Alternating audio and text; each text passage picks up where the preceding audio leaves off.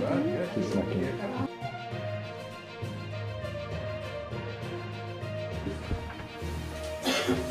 Okay, it's that time, and we'll go ahead and call our monthly meeting of the Warren County School Board on Monday, August 28, 2023 to order. Can I get a motion to call the meeting to order? Motion, Mr. Judkins, second, Ms. Best. Any discussion? All in favor say aye. Aye. Any opposed? Motion carries. At this time, we're going to stand for the Pledge of Allegiance. I'll ask Ms. Best to lead us in the pledge, please. I pledge allegiance to the flag of the United States of America and to the republic for which it stands, one nation, under God, indivisible, with liberty and justice for all.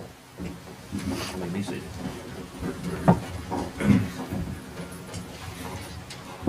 Okay. On the agenda, I'm going to ask for coordinated school health, family, life instruction, curriculum, parent question. Does anybody have any comment, questions concerning coordinated school health?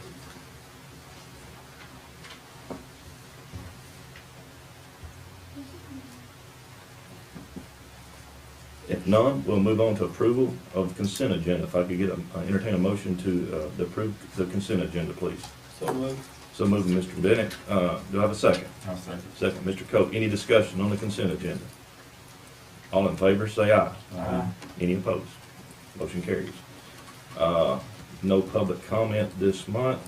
This time, I'll turn it over to Dr. Swallows for recognize the student advisory report. All right, thank you. We're excited to have our students back with us.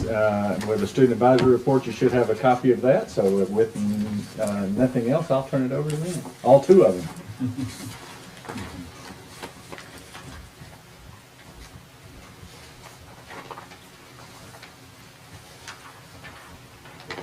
The Warren County Sports News are as follows. The football team won their first football game, but lost their second one. The cross-country team on Saturday hosted their first meet at the high school, and it went really well. The boys and girls cross-country teams both got first overall, and the girls were led by Elizabeth Templos and Haven Hasty, and boys were led by Isaac Stefanik and Julian Martinez. Congratulations to all pioneer runners and volunteers. The JROTC Raiders kicked off its Raider season at the Clark Range Buffalo Battalion Raiders Challenge on the 26th of August, which was this Saturday. The male team placed second overall, and the co-ed team placed second place, too, in the division championships. The Cadets of the Pioneer BN will be hosting the 9/11 Memorial Ceremony on September 11, 2023 at the front flagpole. The ceremony will begin at 7:30.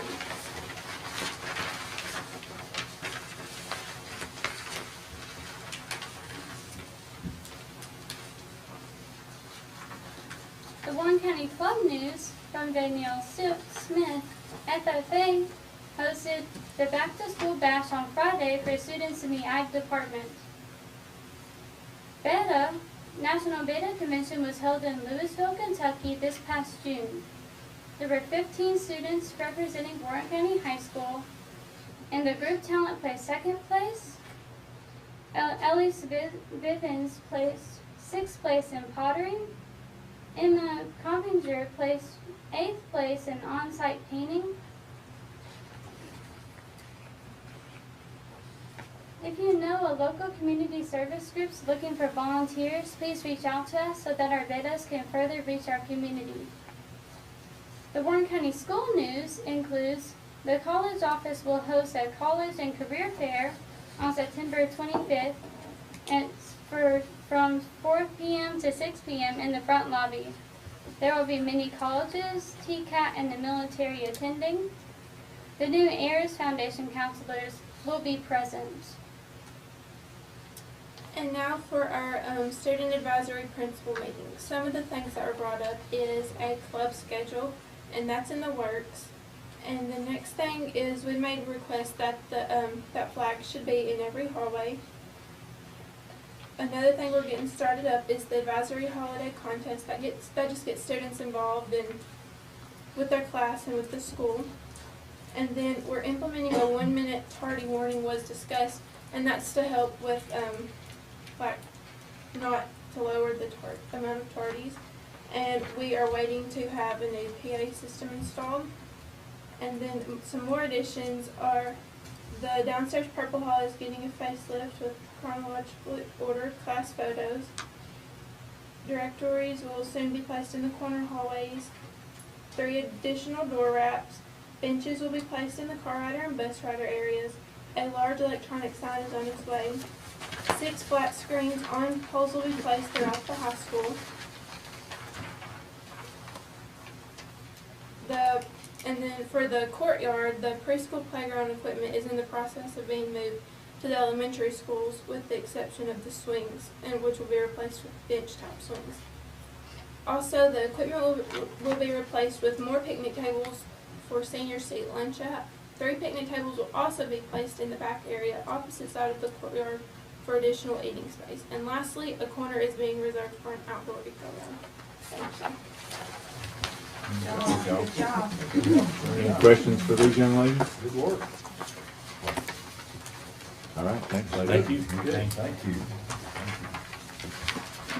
Moving on to recognitions, and we'll turn it back over to Dr. Schwartz. All right, so we are honored tonight to have a couple of employees with us that we are recognizing as Employees of the Year for last year, 22-23. Of course, they were nominated and were Employees of the Month, and so then they go into the Employee of the Year, and that's voted on. And so we're happy to have our classified Employee of the Year for 2023 is Miss Connie Terry, and she's here with us. I'm just going to read again what the nomination was. It was made by Miss Megan Sager, who was a culinary teacher for us last year. It says, Miss Connie always goes above and beyond in making sure our students have a clean and healthy place to come and learn. She is often one of the first to arrive and last to leave. Whenever events take place at WCHS, Miss Connie is usually not far away. She stays to clean up after various events that reserve the school, and she makes sure that the sound system works for events such as the school board meetings and basketball games. These events often fall at nighttime or on Saturdays and Sundays, and she puts in more hours than imaginable. This year, or last year, was tough on all custodians. She's currently managing her staff with 6 custodians down and doing so without much, if any, extra work falling on teachers. She takes pride in her work, and Miss Connie is one of the hardest workers I know. WCHS is very lucky to have her. I would just add that a nice hearty amen to that. So Miss Connie Terry, our Employee of the Year.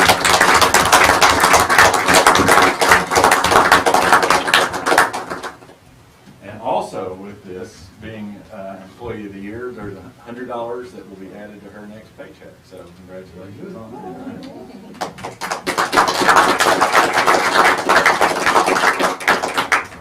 Congratulations. Mr. Chairman, I have one question for Ms. Connie. Have you ever counted how many keys you carry? 78. How many? I didn't count, the kids counted. 78. Wow. That says something about standardizing the locks, right? Yes. 78 keys. We're working on that. We're working on that. That'd be great. Well, she is most deserving. You know, the place couldn't operate without her, so congratulations, Ms. Connie. Those keys probably match the amount of hours she puts in there. That's probably about 20 pounds of keys. All right, so our certified employee of the year is Miss Diana Reed. Miss Reed is an ELA teacher at Warren County Middle School. I will read again what was said about her by Mr. James Clark. I'd like to nominate WCMS 7th grade ELA teacher Diana Reed for Employee of the Month and then Year. Since my coming on board as a new teacher at Warren County Middle School, Diana has been so helpful to me. She has a busy schedule just like everyone else, but she always takes time to check on me to ensure everything is going well. She has her own classes to teach, but she will take the time to see if I need any assistance, and she will answer any questions I might have, even if she's busy herself. I've been faced with navigating a realm of new technology, and Diana has been gracious to walk me through Skyward, Google Classroom, Savvis, and other programs every time I've needed a hand. This is above and beyond her regular duties. Diana is someone who I believe is worth recognizing for this school system honor. And I will add that we are so fortunate to have employees like Ms. Reed who take time to invest in our new employees and help them because it's a new world when they come on board. So we're happy to recognize Ms. Diana Reed as our Certified Employee of the Year.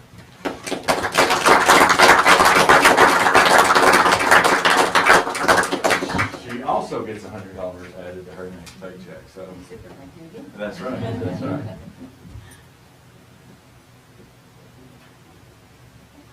Perfect. Congratulations. Thank you. All right, so this meeting we have our Employee of the Month. So we're starting that race for the $100 this month with August. And so we are happy to have members of our school counseling department over here who have nominated Miss Vicki Northcutt for Employee of the Month. And so I'm going to ask them. Miss Northcutt does not know this is happening. She was told that she was needed at the board meeting to talk about something else, and so she's actually surprised by this. So I think Miss Whitney Britton is going to stand up and read what was written about Miss Vicki. So many times in our lives, the little things in life go unnoticed and underappreciated. Without those little things, our daily lives would not run effectively or efficiently. Some people are like that as well. They operate in silence, making sure all of the little things are done, all of the behind-the-scenes work, the things many do not see but would miss if it wasn't done. These people show up early, they stay late, and they make sure our lives work in a more effective and efficient way.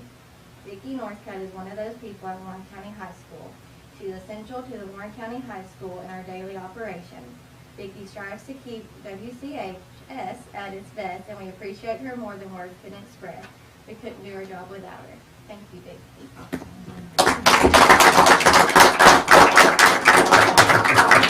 All right, come on, you gotta have your picture made. I know she's gonna love that. Oh, shoot, I forgot.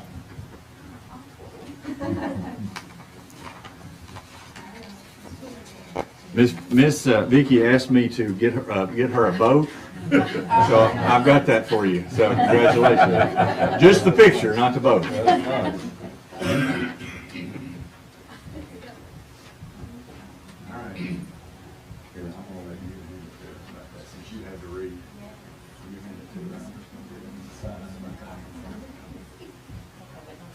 No, you're fine.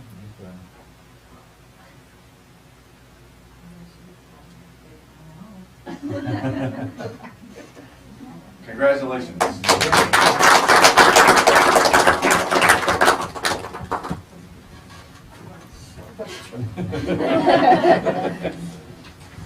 All right, Mr. Chairman, we may take just a half a second if anybody wants to get up and leave. They may want to do that at this time. So. Sure, we usually lose a good number of participants in the meeting. Thank you all.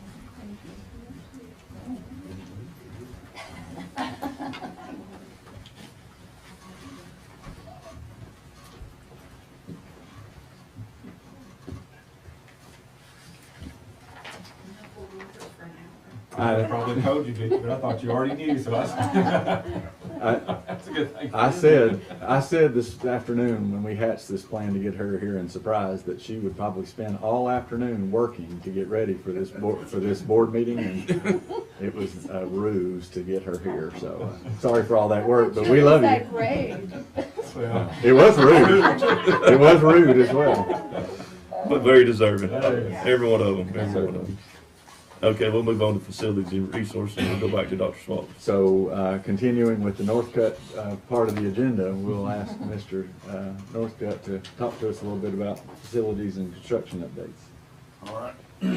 As far as the updates on the projects, the roofing projects that we had going on at Bobby Ray and Irving College, they're actually finished. We done a final walkthrough, and there was just a few little punch items that had to be done, and I think mostly that they are done now. We're waiting on Mr. Rinks, the engineer over that project, to do his final closeout papers and this and that. But they are good. As far as I know, there's no leaks. That's a good thing. The roofing project at the middle school auditorium, has started. They've got all the material on site. They have started tearing off.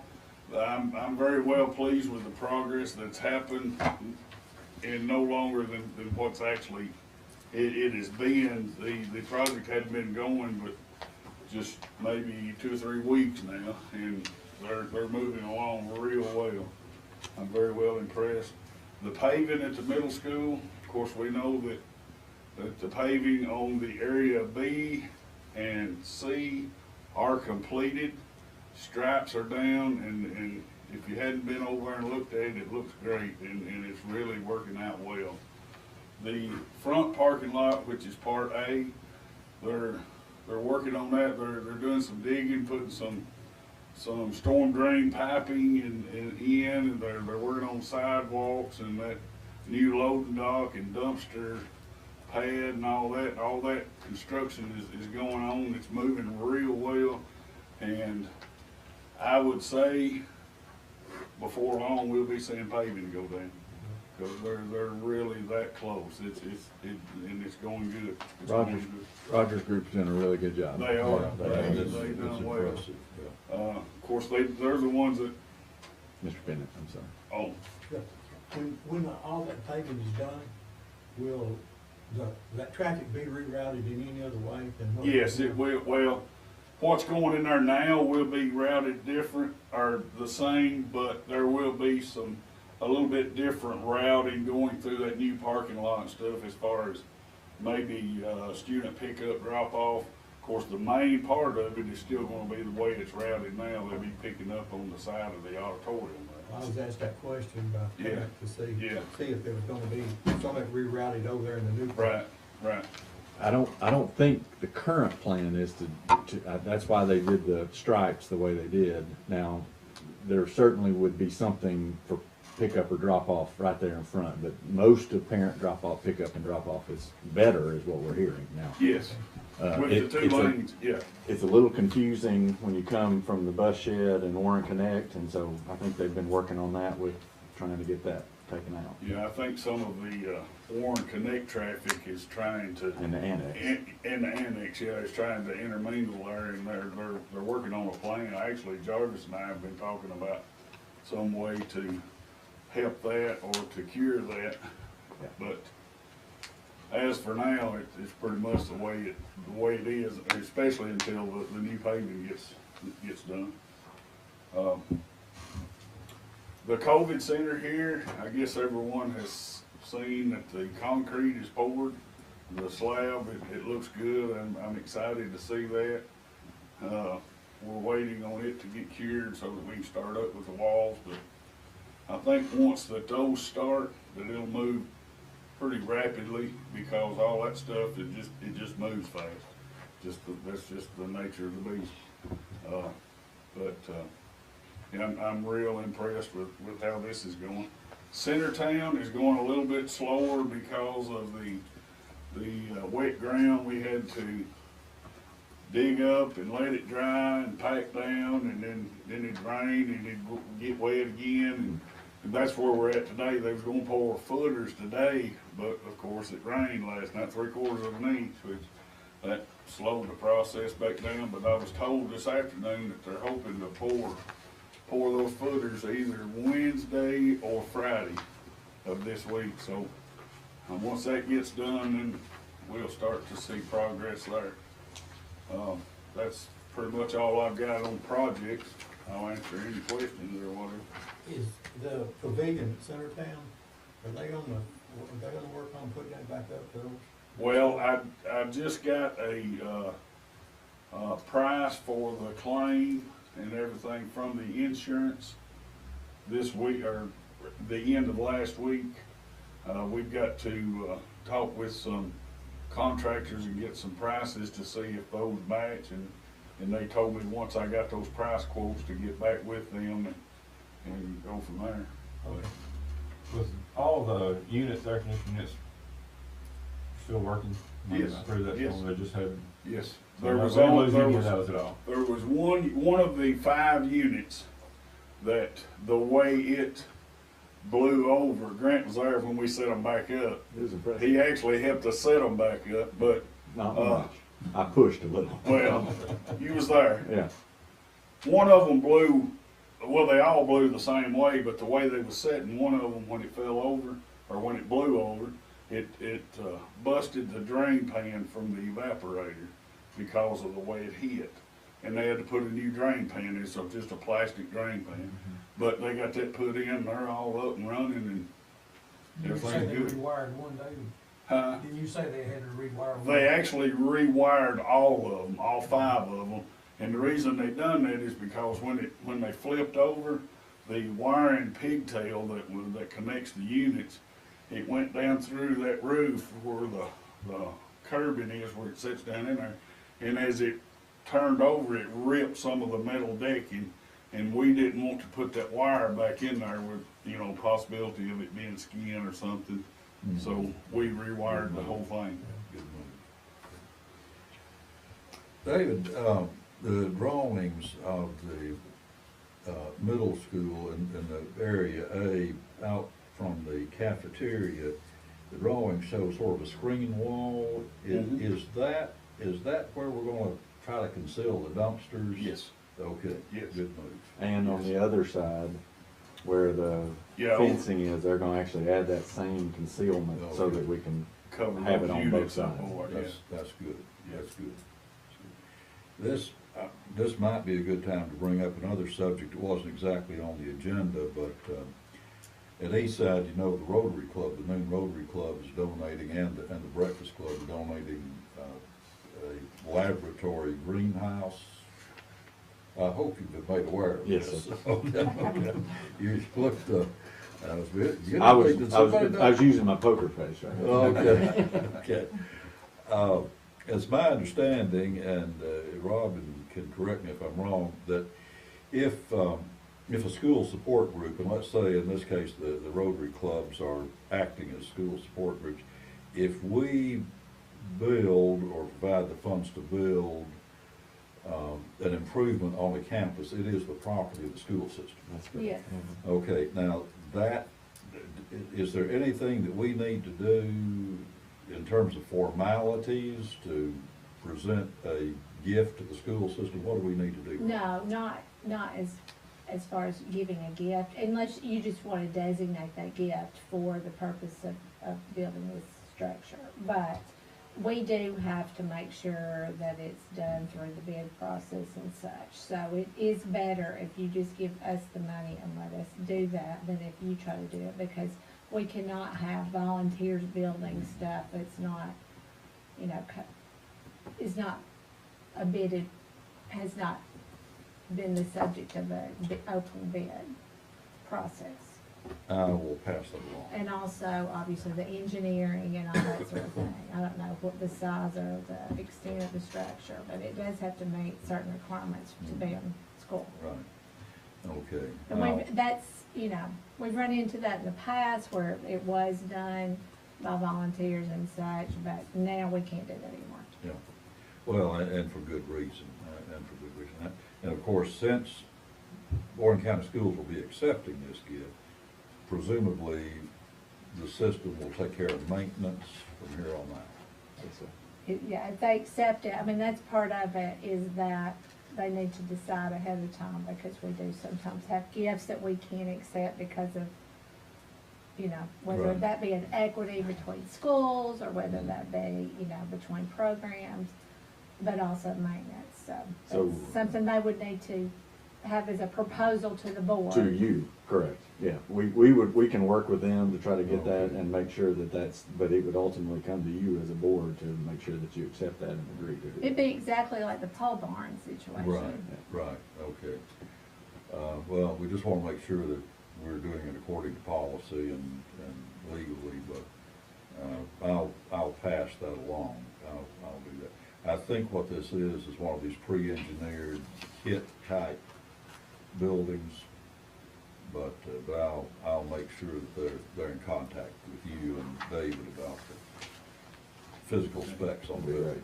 Yes. Yeah, that'd probably be David, not Yeah. me. Okay, okay, all Not right, me. okay. But maybe- yeah, I'll look over the other stuff for you. Okay, thank One you. one other thing that probably would go with facilities and resources, I put this in your, Dina put this in your packet. So this is information about the employee health clinic. It will be sent out on email to all our employees, but we want to go ahead and start talking about the fact that we wanted to get this open as quickly as we possibly could. Obviously, we're building the office space for it now, right out here. So we couldn't get that going. We had some discussions with the county. We had talked about putting it in the mall after their purchase, but again, they're renovating that and they would have had to have renovated that. So we've actually found some space in town that we can rent from Mr. Donald Hillis. He's got some medical space that was built for that beside Domino's. There used to be a medical company in there that, for the life of me, I don't remember what the name of it was. But we are working on entering into that agreement with them and hoping to get this employee health clinic open by October. And so we've begun hiring the company that has been contracted to do this. Medical Analysis has begun hiring the employees. And once they get on the ground, we will have a grand opening and be able to get this taken care of. So some of the services that are offered are listed on this flyer, and we will be bringing to you, hopefully in September, a finalized agreement with who we would be offering this to. Obviously, it's all our employees and family, but ultimately we've got to make a decision how far that extends, whether it would be substitutes or bus drivers or so on and so forth. Question about the fiscals, is this gonna include DOT fiscals since we have employees that have to have CDLs? Well, I think it would. Again, that's something that Medical Analysis will have to answer for us, but I can't imagine that it wouldn't. We just. It'd be nice if it was. Yes, I think, again, we've talked about this before. One of the things that I really love about this is that our employees, before they're hired, have to have a physical. We can get them in and them not have that expense, a drug test, hopefully not have that expense as well. So hopefully it'll be more efficient and quicker for our employees as well. Sports physicals. You know, we haven't talked about that yet. Of course, we provide those. We have a provider that gives us access to those as well, but that could be certainly something we discuss in the future. Typically, it's for employees and not kids, but we can ask that question. Well, I'm just thinking about employees with children Yes. playing sports. Yes, I don't see why it couldn't happen, because again, it's going to be a primary care Sure. physician, so that should be able to happen. But I don't want to commit to something No. without talking to the company Understand. first. I understand. I'm sorry, go No, ahead. go Mr. ahead. Who's the company that we're going through this? Medical Analysis. Is That that is a- different, that sounds different from the company we talked about at the beginning. Is this a different name for the Well, so same- Gallagher and 5 Points is the one that has facilitated this, but remember, we opened the bids to a company that does this, and Medical Analysis is the Oh. one that won that bid. Oh, okay, Right. okay, that explains it. Yes. Okay, There it is thank at you. the bottom. The Medical Analysis they do this in several places, so Okay. they do this for a living, and I've been impressed with them through our procedures up until now, so glad to get this rolling. I know our employees are excited about it and ready to get it up and going as well. Are they going to source the talent, the professionals locally, or are they going to bring them in? So they post that, posted, and anybody can apply. But I do believe that the initial offer that's gone out is to a local person. Okay, great. Good, thank you. Anything else, questions on facilities and resources? Okay, we'll go on to operations report. All right, substitute teacher report, you should have had that in your board package. Chelsea Crisp, if you'll remember, we brought her on last year to coordinate our substitute teachers, and she gave you a report in your package. I'll go over that real quickly and try to answer any questions that you have. Currently, we have 125 active substitute teachers on our roll, which is good, a good number. We always like to see that increase, but we have a good number to start. We did increase our sub pay this year to 85 for a full day, 42.50 for a half day. That's for a non-certified person. It would be 95 for a certified person. If you all remember, we talked about adding the educational assistants in the lower grade levels, and we did that, but it had some consequences because it pulled a lot of people from the substitute list. So she wanted to make sure she put that bullet point in there that says we did lose 18 substitutes, hiring full-time positions, and actually 3 of our substitute teachers went to certified positions. So that was good. But there are currently 23 substitutes in onboarding who are actively completing the hiring process. And we want to thank our schools and open houses. They handed out materials at our open houses. That really helped recruit a lot of our subs. And so would say that to the community that might be watching, or any of you that are in the community. We always are looking to add subs to our list. And so if you know anybody that's looking, please tell them to give us a call. So we are happy with our 125, but we would like to have some more. Fridays typically be our big sub days, and we're seeing that even more. So happy to answer any questions you have about substitutes. So I had got a message, did we have some issues with the online My Benefits channel over the last few days of people logging in and couldn't see openings or something? Have anybody been aware of that? I'm sure that there is. There has been a set of headaches that have gone from when we went from the contracted services to where we are now with My Benefits. One of the things that the employees have said is that, prior to this, they had to go in 3 different places to put an absence. So by the fact that we cut one of those out to go to My Benefits, subs are struggling a little bit because they're not getting the phone calls, and they might block them. And so we've been working with My Benefits, which is Gallagher, which is old 5 Points, it's Gallagher 5 Points, to try to update that system. Some of our subs have talked to us about a system that they want to use. But again, that would be an additional expense that we weren't I necessarily didn't know if there prepared was a for. plan D if that did. Well, it's working. It's Okay. just probably not as efficient as they want it to be. If you heard me talk about on August 2nd, I said one of the things that the employees talked about was trying to get that process better. And one of the things that we're continuing to work on is to try to work with 5 Points to try to get that better. Because they're building that software as Okay. we go. So when we have issues, we report that to them, and they try to put a fix in place. Yeah. Yeah. Other questions about subs? All right, so we'll move on to student enrollment report. We've got Mr. Jeff Martin that's here. He's going to talk to you a little bit about where we are enrollment wise. He prepared a PowerPoint, and so I'll let him, it should be working, but.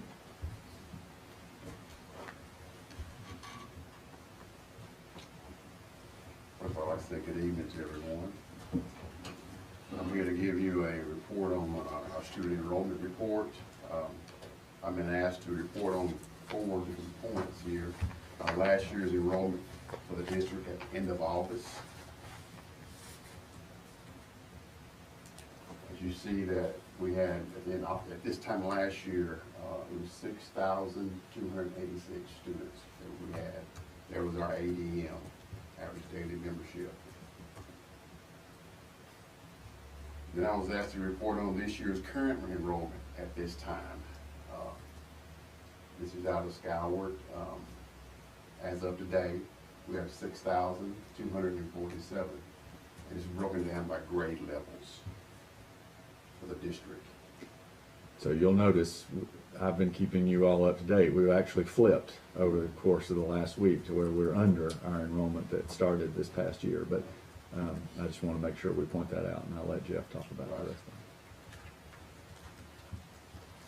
it. And then then it's broken down by schools. Centertown, we have a total of 552 students. Those are the grade levels, the numbers. As of today, Deverell was 337 total enrollment. Jeff, I'm gonna piggyback with you and just let them know Centertown is actually up from last year. They were 518 last year. Yeah. Deverell is actually down. They were 373 last year. East side is 390 as of today. 419 last year, so that's down. Hickory Creek is a total of 617 as of today. And they were 634 last year. Irving College is 275 as of today. Which is up because they were at 259. And Warren Connect is a total of 106. Is up. They had 102 last year at this time. Morrison is 346 total enrollment as of today. Which is down, and they were at 363. At Bobby Ray, there's 473 students as of today. Which is up because they were at 459. Warren Academy, there's a total of 30 students as of today. Spot on, exactly Spot on.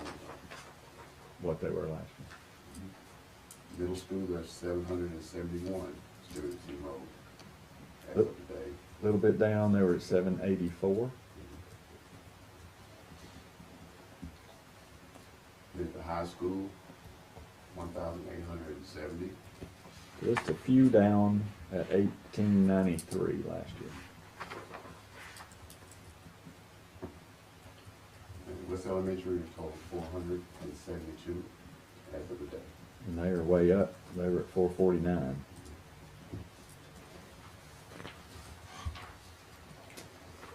Then the total number of homeschool students that are independently homeschooled, that are registered in our district is a total of 83, but we added one today, which is a total of 84 independent homeschools. And that, Jeff, typically will go up throughout the It'll year. go up. Yeah. It'll go up. Yeah. And do you happen to remember what we ended the year last year? It was several more than that, right? Yes. Yeah. Okay. Oops. All right, any questions for Mr. Martin? Is this, out of this total enrollment, is this the actual number of students that have been in class? Yes, this is the one that are registered, right, yes. That are registered, that they're in class now? So, just like you, as we all know, there's still some tinkering in and out. So if they say let's say they move to a state that doesn't start till after Labor Day. There may be a few that are still on our rolls that would go out, but the same thing is true. We expect there will be some that come in as well. That's the reason I was asking, because I know how, like Mr. Martin said a while ago about our money's coming from the average daily membership. Correct. So I wondered how many, I guess you used the old term, warm bodies that was actually in class. Yeah. Right, we're talking about warm bodies and live bodies. Yeah. Yeah. And it's even more important to Mr. Bennett's point, with BEP, it used to not happen until the second month. But with TISA, it starts month one. So they've been working extremely hard. Mr. Thaxton, Mr. Martin, Ms. Northcutt at the high school to try to make sure we've got everybody where they need to be. Any questions about those enrollments? We, again, typically, as I reported to the paper a couple of weeks ago, we were around 6,300.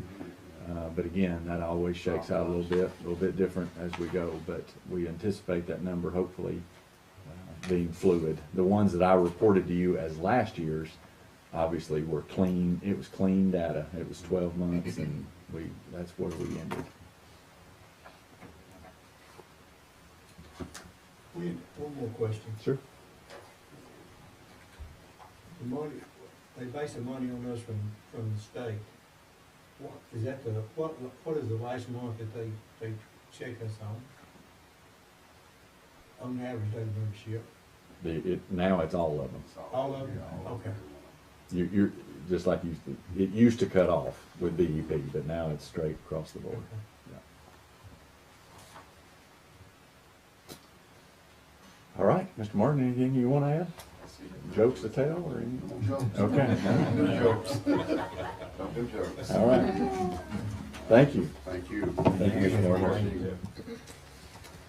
All right, so next thing on our operations report is the ESSER 2.0 budget and assurances. And so we have our new Director of Relief Funding, Dr. Kathy Bryant, is here with us. And then Dr. Shay Painter, who was in that role last year. They're going, I don't know if they're going to tag team this or if they're going, Shay's going to make Kathy do it all or what. But they're going to report on this, but the board does need to take action to hopefully approve the ESSER 2.0 budget tonight. Yeah, thank you. So we are asking for approval for the ESSER 2 budget. I think it's in your board packet, perhaps. If you look at the third page of that document, there's a total allocation of carryover that we had there for $78,677.34. And all of that is obligated already to technology. We are reimbursing GP for technology that was purchased for the students last year in Chromebooks. And then I think non-chargers, we had a little bit of money left over, so Josh said he needed 9 additional chargers, so. Always needing chargers.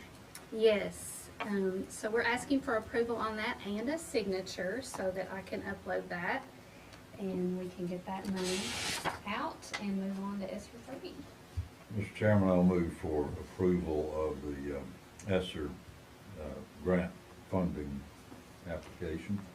Motion by Mr. Zetman. Do I have a second on that? I'll second. Second, Mr. Cope. Any discussion on this ESSER 2.0 budget? All in favor, say aye. Aye. Any opposed? Motion carries. So before they sit down, talk to them a little bit about ESSER 3 and the timeline and what's left with that, okay? Okay, so we have $7,649,976.02 left for ESSER 3. Say that one more time. I got it. 7 million. $649,976.02.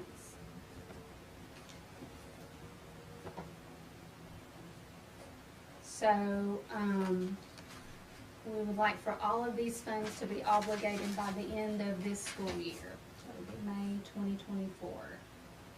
Of course, you know, thus far we're currently writing that grant, and so we're asking that a lot of the funding be put for capital outlay projects that we're finishing up, and then some of those funds will be obligated to learning loss. The survey that we are currently conducting over and over again, still, the respondents are still saying that learning loss is a priority, and building and repairs and maintenance of the buildings, so. All along, we've tried to let that survey, that was a big part of it, was having public comment, so we've tried to let that survey be constant reminders of things our community thought were important to spend that money on, so that's why we've always reallocated and taken that into account. It's part of the requirements to send that out, but it's been very useful to just keep that constant pulse on our community. Yeah, and thus far, we've had 1,074 respondents, so. That's great. Yeah, yeah.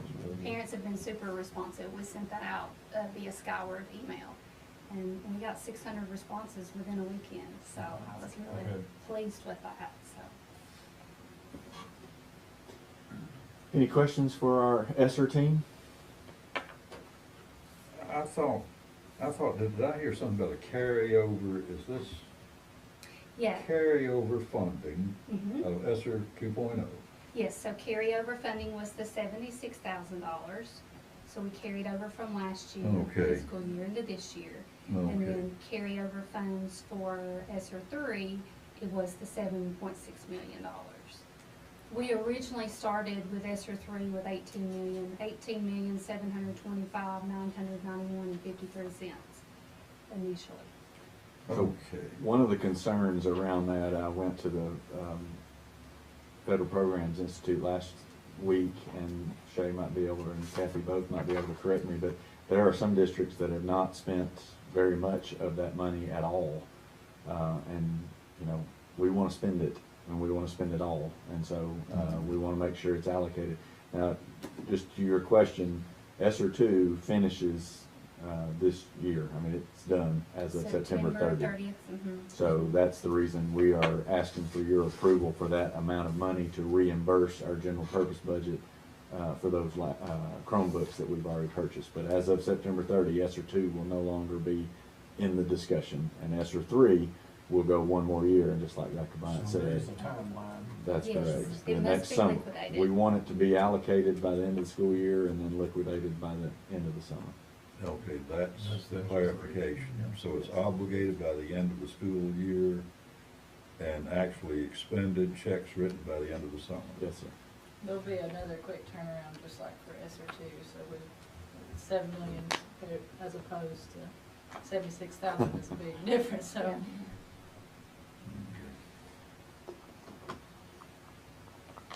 All right, ladies, unless they have more questions. So of the 18 million, we have spent all but 7 Yes. so far. Okay, it's already in the works. Over the last 2 years. Yeah, Combined okay. the two and multiple other grants. Yeah. We've had to, that's one thing I've learned through federal grants, is you have X amount of money and you get punished if you don't spend X amount of money, but then we have so much of X, Y, Z money, we have to make sure we balance it, but yes. to answer But your that question. like 9 million has been spent. Yes. in layman's It's terms. gone, Yes, Okay, yes, gotcha. yes. This is just carryover Yeah. from the previous year. Okay. That's 78K. Well, that's with That's ESSER 2. 7 million. Yes. Well, Yeah, the but the 7.6 million, we have Yeah. 2.0, Yeah. it was in general instruction. Going back into Yeah. general instruction. Yes, sir. Okay, thank you.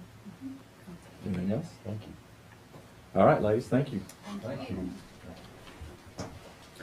All right, one of the things that you all ask us to do is, you know, a couple years ago, we went around to the schools, but you still wanted to hear an update from the schools. And so I let that slip up on me, and one of the things that I wanted to talk about was the storm damage with Centertown.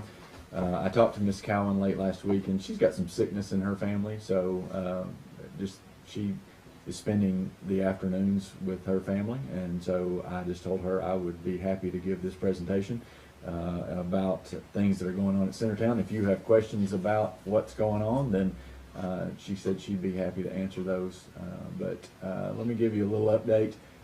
There are 550 total with their, just as Mr. Martin shared with you.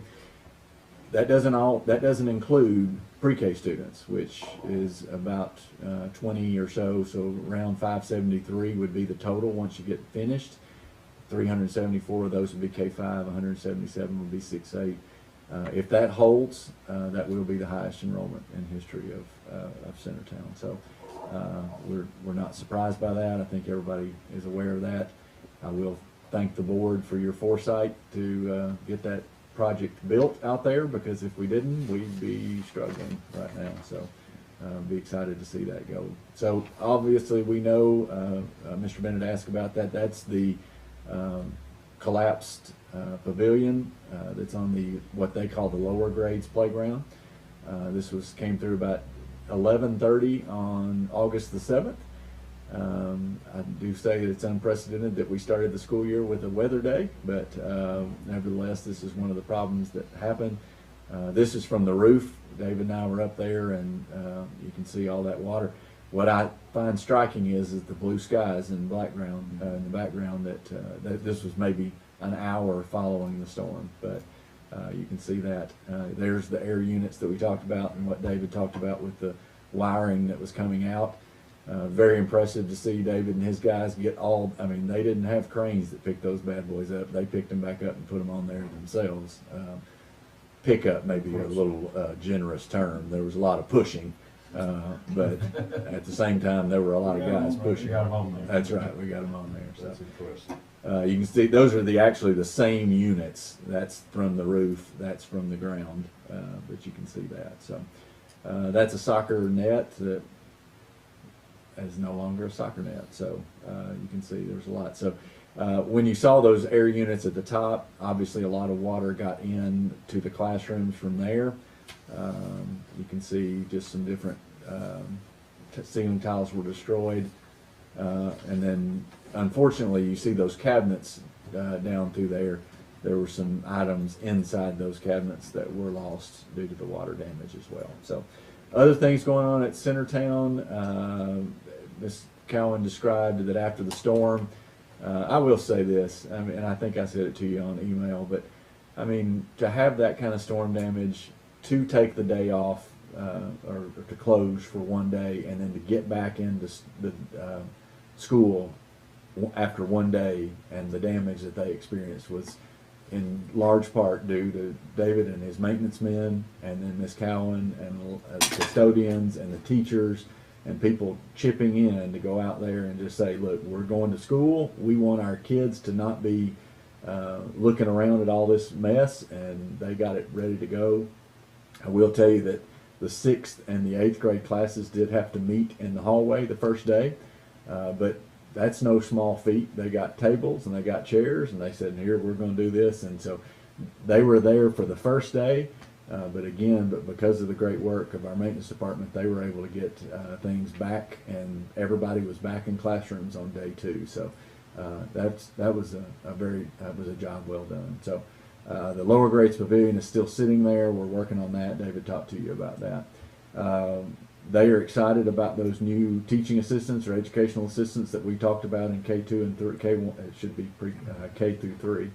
The additional support has been appreciated, she says, and offered them additional time on task daily. So, and then also down at the bottom, they are proud to also have been recognized as a Capturing Kids' Hearts Showcase School nationwide this past year. So they do a great job with that initiative. They take those monthly updates and make that a part of what they do. So certainly proud of Centertown. Here is a picture of those same classrooms that we just showed you with fixed ceiling tile. And so you can see students are back in there, and some smiling faces there on your right trying to get in the picture. Glad to be back in class. Also, one of the things that Ms. Dana Grissom pointed out is that our recycling program has started there again. And so hopefully getting back to normal, and those young men going around and getting the paper and doing that. Here is some pictures of from this afternoon of our addition. So as David said, they're getting ready to pour the footers. And so that's right outside the front of what I call the end front there at Centertown. You can see gravel's being put down there. And there you can see out the road, and that's just a better look at all of that. So they're excited at Centertown and ready to keep on moving. And so any questions, any thoughts about Centertown that I can answer? You know, I just want to join Dr. Swallows in complimenting the whole team, Ms. Cowan, the teachers, the support personnel, the staff, particularly the maintenance department, for getting up. We lost a day because of violent weather. And I know, and I think you know, that in some places, some people would say, well, you know, we got hit by a little natural catastrophe, so we'll just wait for somebody else to come in and clean this up. And we didn't wait. We just went ahead and did it, got classes going the next day. I think that is very impressive and a compliment to the people of Warren County. All right, thank you so much. We'll move on to budget and fundraising approval. So you got this in your board package, but you also got a correction that would have been printed for you. So you may want to pull that out.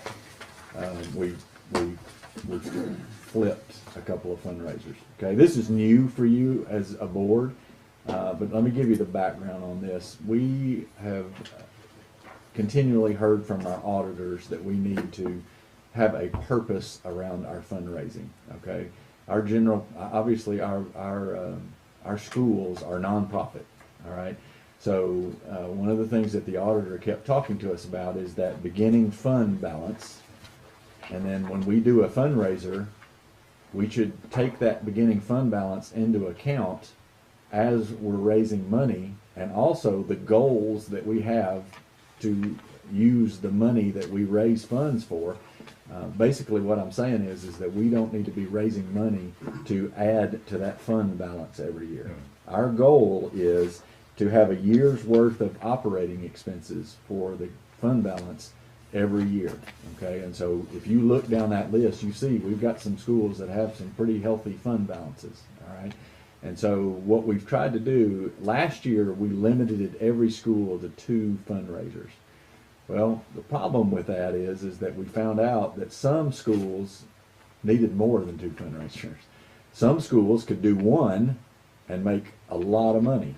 And so what we decided to do was to from now on, was to bring to the board a list of fundraisers, and you have an opportunity to look at the fund balances, the revenues, the expenses, and then the estimated end balance of each school that you have there provided for you, and then the requested fundraisers, and then the fundraiser purpose out there. And so we do want to make sure that schools are fundraising with a purpose. So we have some schools that are raising money for playground equipment, all right? And so ultimately, if that's the case, then when they list that, then we want to make sure that they're able to carry that money over, but it's allocated toward that fundraising goal. All right. So if that ending balance ends up a little bit higher, at least we have said this school A, is raising money for playground equipment. If you've priced any playground equipment lately, it's not cheap.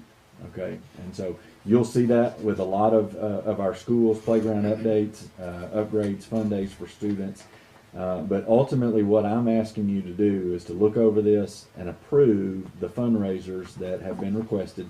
You can see we sell a lot of candy bars, we do fall festivals, we have some schools that are not doing any general fund fundraisers. Let me say this to you also, there are some common school revenues that are not included in this, such as our dances, our yearbooks, our book fairs. At the high school would be our student parking lot passes. I'm not calling that the right thing, but that's a common occurrence. That's not something that's necessarily being approved by the board.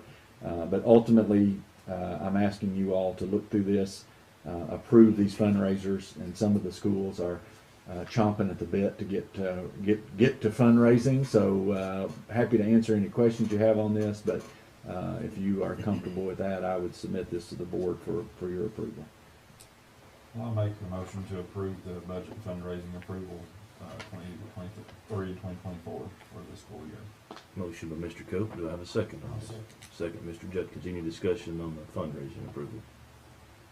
All in favor? Question, just, and you may not know the answer to this. For instance, Bobby Ray does candy bars. Mm-hmm.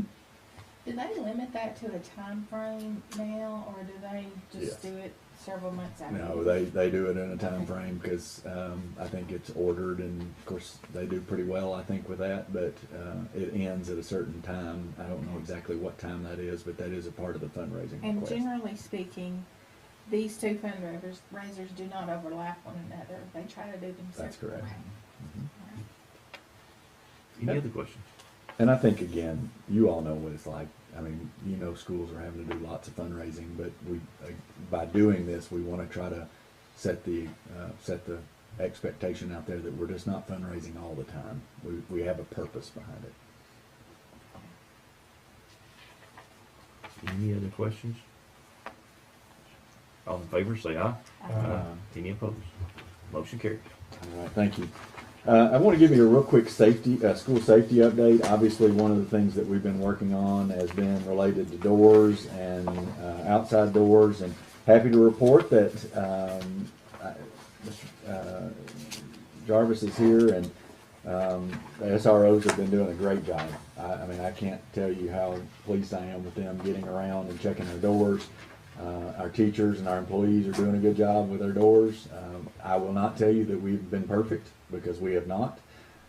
But at the same time, I'm really happy to see that we are at least still having it in front of mind that those outside doors need to be locked. And so I told our employees on August the 2nd, typically when we start the year, we're real gung-ho, and then we get into about week 3, week 4, then that starts to slip a little bit, but again, we're doing well. One of the things that, this is not really for your approval, but just to, for your understanding, you all have been made aware and probably saw publicly that our district attorney has put together a task force to talk about incident command drills.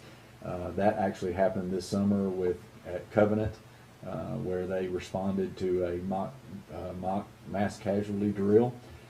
One of the things that we are going to do in the school system is what we're calling a reunification drill. And so I want you all to be aware of this now, because it's going to start to become public here in the next few weeks.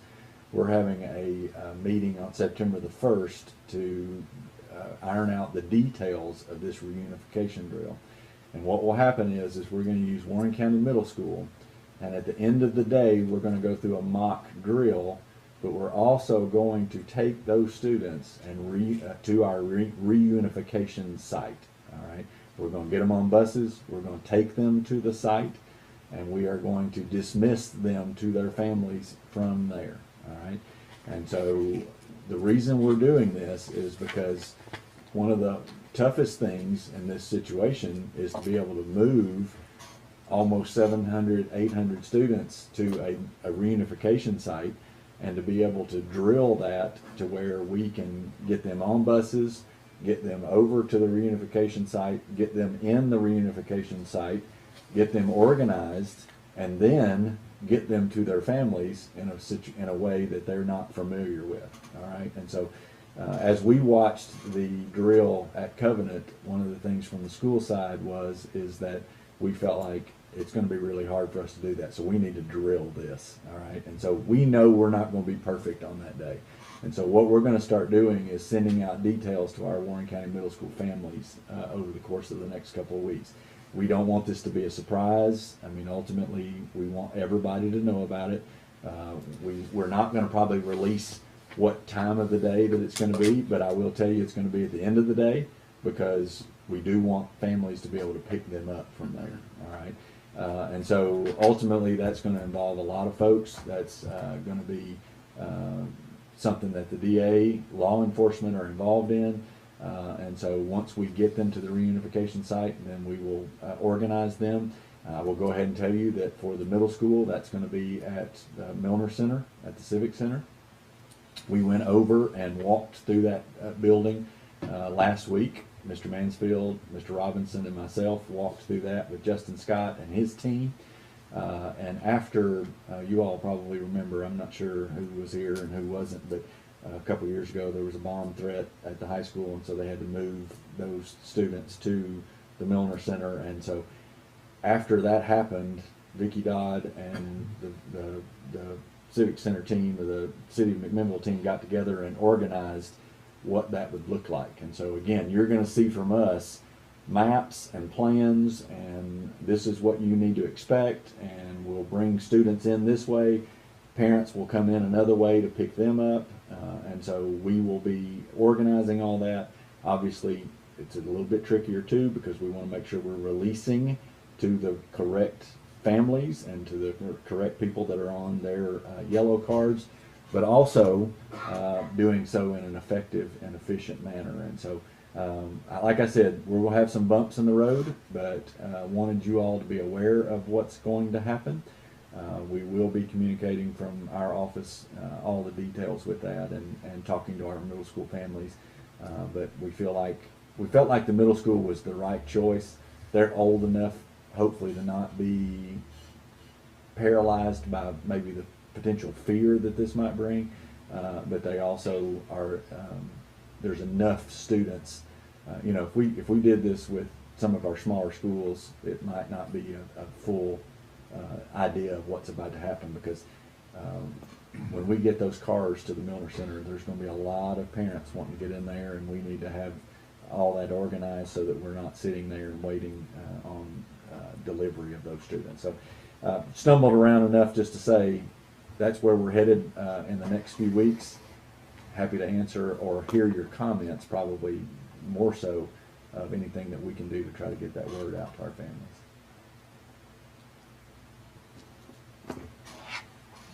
Any thoughts or concerns? I think it's a pretty amazing idea, and I think it's a good idea to drill this. And I mean, I don't think we'll never be prepared for anything, but the more we can drill and the more we can get the parents on board, I think is the key. And I think that's just like you said, the middle school is a great spot to start with, a great school to start with, and I think it gives a positive impact to the community. Know that we're doing everything we can to try to be as prepared as we can. And go through these drills. That's the reason you have drills, is try to work the kinks out, because there's going to be some. So We hope it never happens. you never have to use that.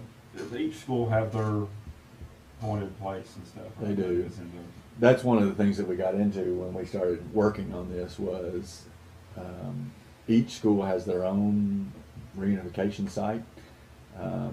And when you listen to people that have been through this before, one of the things that they'll say is that you probably don't want to release to the public where that reunification site is, because then because what's going to happen is they're going to go and clog those streets. And we're not going to be able to get the buses there, and I think that happened with the high school. And so one of the things that we're working with law enforcement upon is, even when we did the drill, State Highway Patrol actually went to the reunification site to block off the roads, and so we're going to put out maps to say, here's where you would come in, and that's the reason I went ahead and said tonight, Milner Recreation Center, we're going to have maps for this one to tell parents how to come in. You all are probably familiar now with how they have that parking lot in the front. We're going to bring them in and snake them around and then bring them right up to the door. We'll have a microphone system to where we're calling the students and so on and so forth. So again, you all said this, if we were to, heaven forbid, ever have this in reality, we know that you can't always prepare for everything. But if we can drill it, hopefully we'll at least have an idea of some things that we'll be able to do better. We did it one time when I was at the hospital. We used over there, that place, because it was the only place that was feasible for us. And it was, it showed us the positive part of it, and it showed us what we had to improve, because if we ever had it again. And it took a lot of effort. It took a lot of teamwork, is the best word I can say. So because we knew that we had to be prepared with with the biggest number of kids in the system. Yeah. And furthermore, when we do it at the middle school, you add the high school, you're triple numbering what that is. So that's a concern of all of that. I will say that with the things that they've done at the Civic Center, Milner Recreation Center, it really is well suited for this, because of that parking lot in the front and because of the gym and the bleachers and those different things. We are very, very fortunate. Again, we hope we never have to use it, but we are fortunate to have a place like that. You mentioned the yellow card. That will be the ticket to admission. Somebody in law enforcement will, just to make sure that we have really legitimate, authorized people going in. Yes, sir. Most of our schools now have also some, even at the middle school, I have a student at the middle school, so we have our tags that are issued to our families. And so our students have those tags, and so when their families are issued that tag, that will help us. But at the same time, we will have folks from our office that will be going over there to help during that.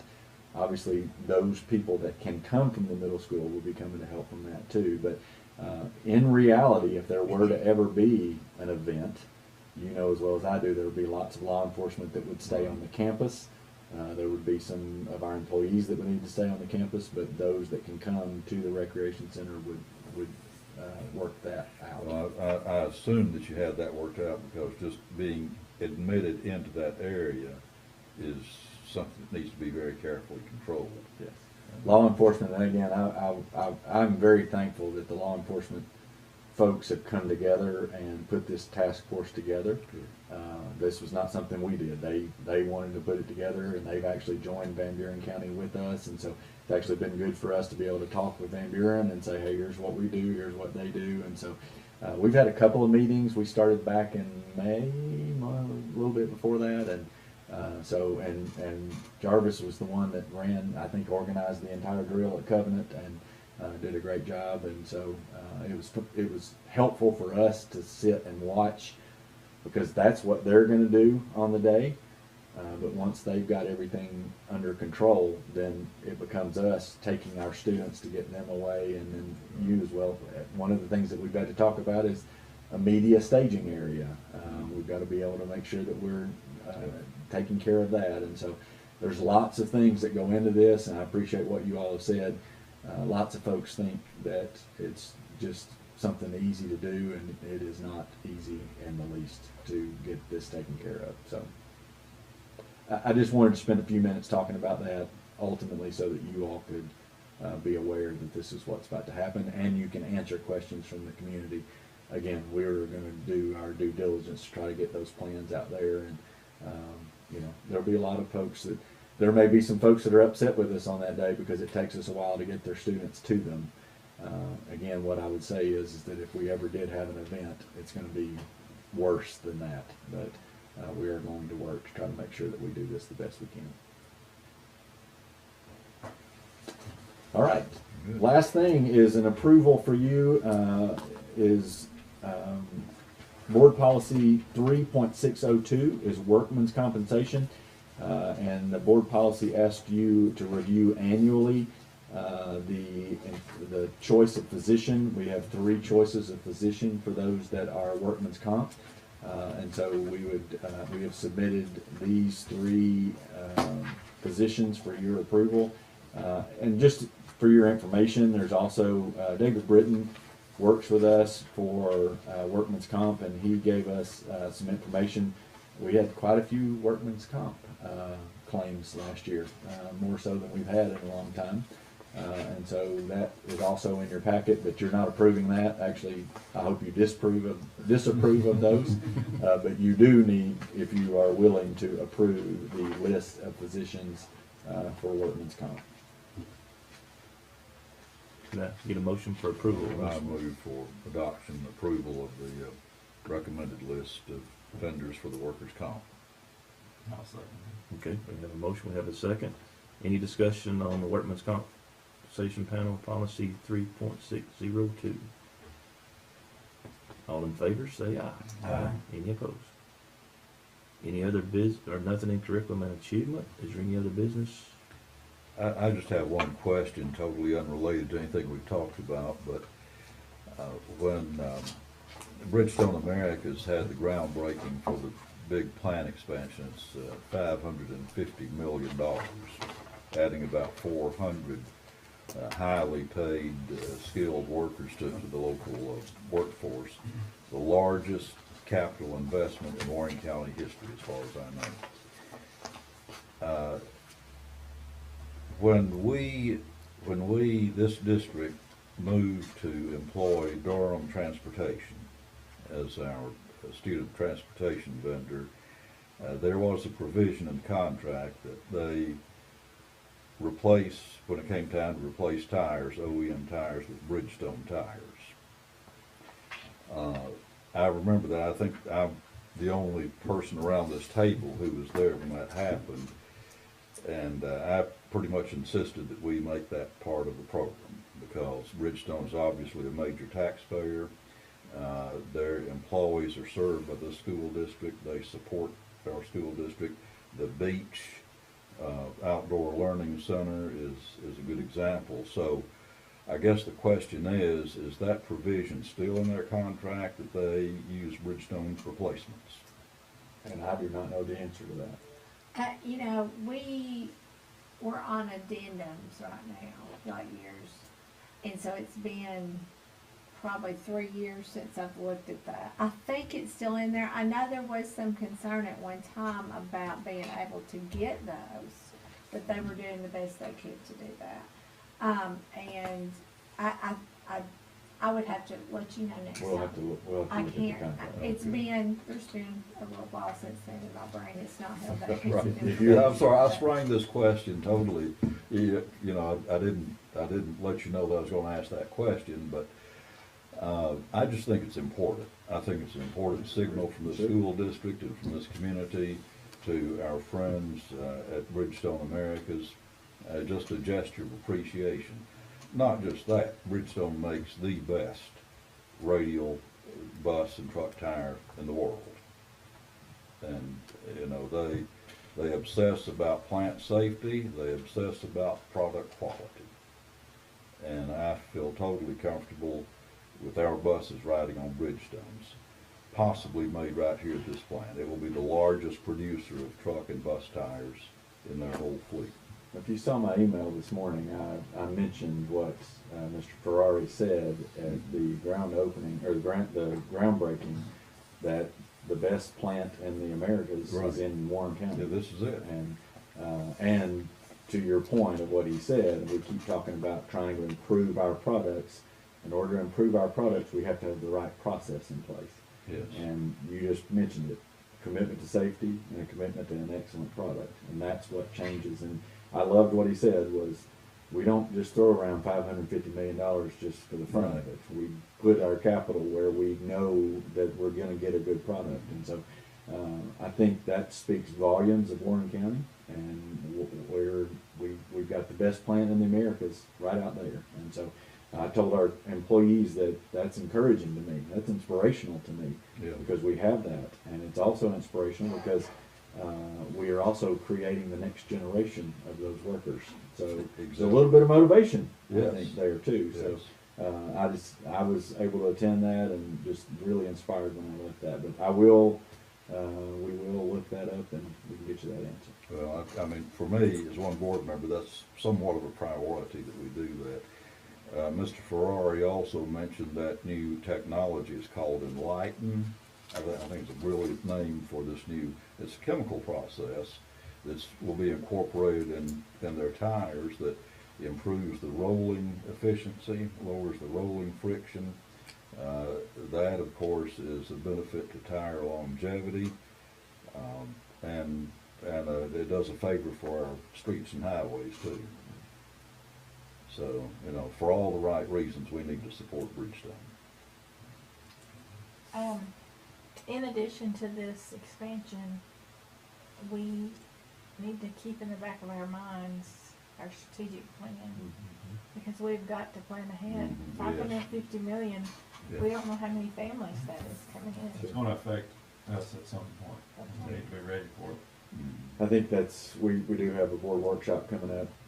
I think that's something we need to spend some time talking about, ultimately, the expansion or potential growth of our district. And I think Bill's correct about the more that this board, that we can vote to help our businesses out that support our school system in Warren County, the best we are. I seen a thing on social media about when you see the banners hanging around the football fields, around the fence, and you see the banners in the gyms. The emphasis of supporting those businesses, because they're the ones who are invested in our students. You go back to these fundraisers that we just approved, those are the businesses and those are the families that are invested. We've talked long enough, Robin found it. I found it, it's in there. It is. It is in there. there. Yes, it That says, Warren says- County Excellent. Slate shall be equipped with Bridgestone tires. Excellent, excellent, I thank you. thought it was in there, but That's it was 2021. I am greatly comfortable. That sounds like a great note to adjourn on this. There you go. Okay. Any other And discussion? they also do a scholarship, too. Yes, That was they do. another Yes. special consideration they do. Any other comments, questions, concerns? Motion to adjourn. We have a motion. Do I have a second? Second. All in favor, say aye. Aye. Workshop next Tuesday, September 5th. Next board meeting, September 25th. We will see you then. Okay. Thank everyone.